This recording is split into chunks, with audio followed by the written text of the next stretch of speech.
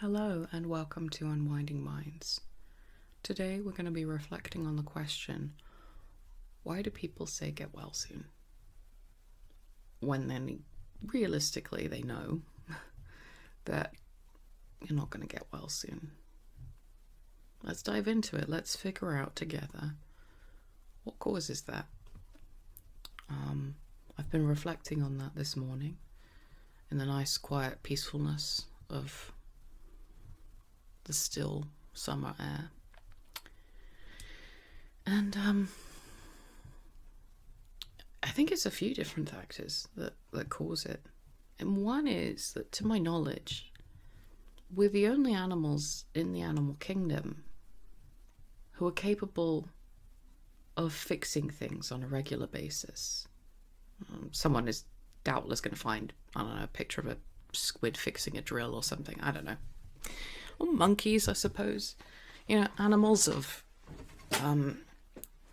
high intelligence may have more of a propensity to fix things, but I don't think it can be argued that the human capability of fixing is the best across the animal kingdom as it stands.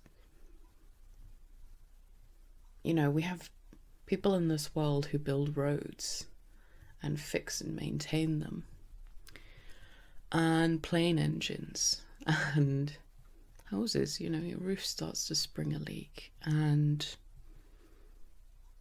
there's usually a chappie who will be the one that comes and fixes one of those things. Don't cancel me in the comments. Of course women can fix things as well, and frequently do. It's a human ability.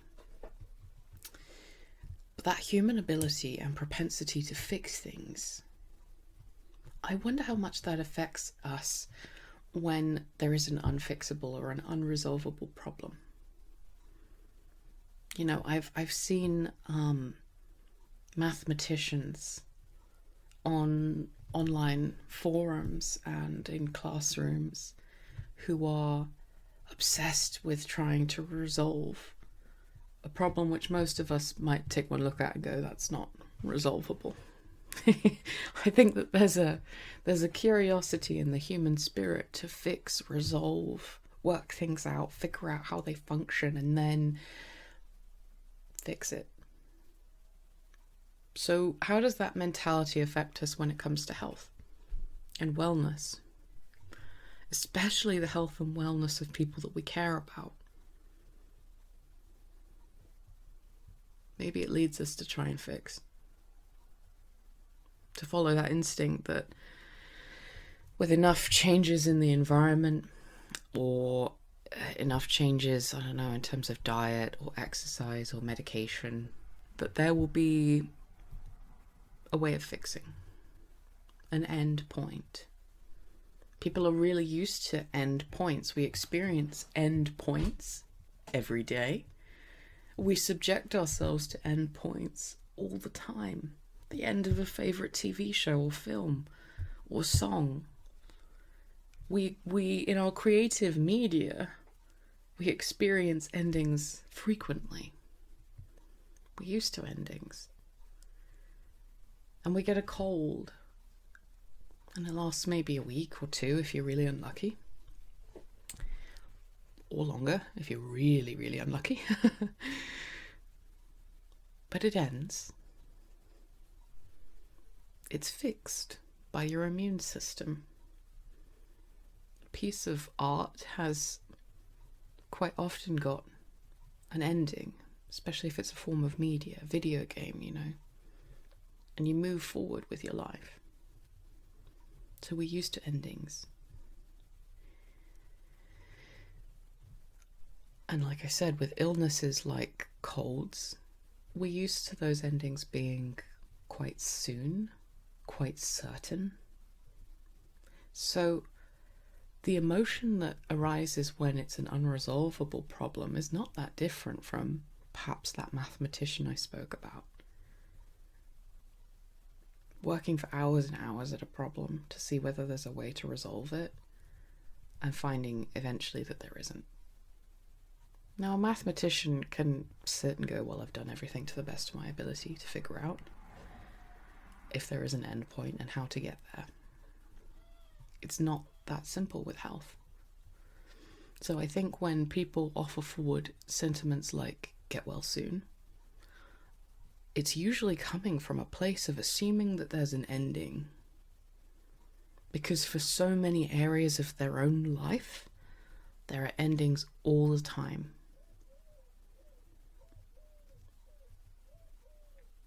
You know, I think people are used to, perhaps partly because of the fault of the media, really. I mean, I used to like watching House. I'm sure we've all seen an episode of House. Probably, most of us. Where the cool doctor comes in and the rare disease is found and diagnosed and treated. It's not realistic. We know instinctively it's not realistic, most of us. And if you don't know that House isn't realistic, I'm not sure that anything I can say on this channel is going to help you, because it's a TV show. We all know it's not realistic. But the how it's not realistic is something that people don't necessarily face until they're in a situation like that with a loved one with some kind of rare illness. The truth is, if you're taken seriously, which you frequently aren't, you will push and push and push until you do eventually see a doctor who hopefully will run a barrage of tests, who may not find anything on those tests, who will then treat that as a victory when it isn't. Because there's still no answers. And then you'll end up potentially going to several doctors, looking for answers about something that increasingly feels like people are telling you is in your head. That's the real experience. And then eventually, hopefully, a test that somebody runs shows the illness that you feel. And for most of us who haven't been sick before, that's where we put a full stop end point. Great, they've diagnosed the illness. They'll get treatment now and they'll be back to normal. That's not how it works. I wish it were. God, I wish it were. How wonderfully simple that would be. But for most people, those medications are going to have serious side effects. And it will be a degree of return of function, not complete return back to normal. And many of the people that I help and support, they don't have one diagnosis. They don't have one single illness. They have several. And it would take a very, very skilled robot doctor to know not just how one condition affects the body, but how does it look when 3 different conditions are overlapping in the same patient? What side effects should they be expecting to experience? You don't have a conversation with your doctor about what it means once you have the diagnosis. Is it normal for me to be up at 3 a.m. having the shakes and the sweating? And is it normal? Or should I go to A&E, where I'll sit for several hours? 24 hours I waited in A&E quite recently. And, you know, most serious symptoms have resolved within that time. But you don't know what degree of seriousness should trigger a visit. You know, for me, it was that particular occasion, it was dizziness and vomiting and the room spinning, and it didn't really subside for another 2 days. Didn't fully subside. So most people, if they're suddenly seeing the room spin and they're puking like the chick from The Exorcist, most people are going to go to their urgent care or A&E or the ER, depending on where you are, because that seems normal. But my partner and I were sat here thinking, is this worth an A&E visit? System's overrun. It will take a long time before we're seen. We'll wait here overnight in a crappy plastic chair, uncomfortable with me puking intermittently. I guess the point of what I want to talk about, really, because I've gotten off topic as one does, is chronic illness, disability doesn't have a cure. It doesn't have a simple linear pathway where it's an option to get well soon. So when chronically ill people, I'm going to own that, when I hear other people tell me, get well soon, I hear ignorance. God, that sounds mean, but I don't mean it in a nasty way. In fact, I'm kind of glad that that person doesn't have the insight to know that isn't how it works. You know? Because usually the people that do have had those extreme negative experiences with their health. I think in terms of our desire to fix and resolve, you know, there's a discomfort with the idea that some things might not be resolvable.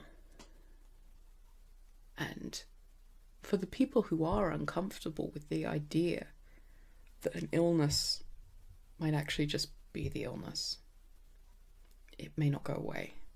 It may not reduce in terms of its symptoms. It may be permanent. It almost certainly is life-altering. For the people that are struggling with that discomfort, I want to offer you so much warmth and compassion. And a wake-up call. Gentle wake-up call. That actually it's not helpful to hear get well soon. It's a force of habit on your part to say get well soon. The truth is, chronically ill or disabled people probably aren't going to get well, and certainly not soon. There are so many other things that you can say. So many that will be just as, if not more helpful. Like, that sounds difficult. Can I come and sit with you for an afternoon and we'll just hang out? Would you like me to come and make you dinner tomorrow night? How is this affecting you? What do you need? You know, when we want our loved ones to feel better, the very last thing that is going to help them is reminding them that they won't feel better. In a roundabout way, it reminds you that actually there is no getting well soon. It's said with such warmth most of the time, you know, and such good intention. But intention is not the same as impact. It's not. So I hope that that gives you some other options for things that you can say instead of get well soon. Because the truth is, it's not a fixable issue. And if it is a fixable issue, I can reassure you that your friend or your loved one is doing everything that they can to get there. That might not be how you would get there. They're doing everything they can to get there. Everybody looks a little different on their healing journey. Everybody's actions are going to differ slightly. There's a lot of invisible challenges that come with sickness. lack of energy, lack of motivation, a sense of impending doom, or that you can't fix it. None of that is visible like a broken leg is. You know, we can't visualize what another person's obstacles are. We might be able to, you know, instinctively get some impressions of what those obstacles are. But man, there's a lot that you miss when you're making assumptions about something that's invisible. So I would encourage anyone who wants to say get well soon, really reflect on, why am I saying that? You know, what's the motivation? Is this something that they can get well soon from? If the answer's no, you're in luck. There are other things you can say. There are other ways that you can offer your love and support. I'm here for you. That sounds difficult. Or I want to help. Tell me how I can help. Might be that there isn't anything you can do to help, but my God, is it going to make all the difference to that person to hear that you want to, right? That's where it's at. So, those are my therapy thoughts. I hope that you've enjoyed this episode of Unwinding Minds. If you have, please like the video, comment, subscribe, all of the good stuff, ring the bell, I don't know, all of the online things that you hear people say. But it does genuinely, it helps a lot, because we're trying to build this channel. We're trying to help and support the chronically ill, the disabled, and to work through different mental health struggles that come with those territories in life, and more broadly, mental health problems. So if you're interested in that kind of content, it makes sense to like, comment, subscribe, all of that. And for the people watching, I'd love to hear, first of all, if you're a loved one who says get well soon, I wonder what you're feeling or thinking after watching this video. And for the chronically ill viewers, I would love to hear your experiences, whatever that experience might be with get well soon as a statement. Because I'm sure some people are going to have a positive relationship with it, and some are going to have a really strong negative relationship with it. And I'd love to hear it all in the comments below.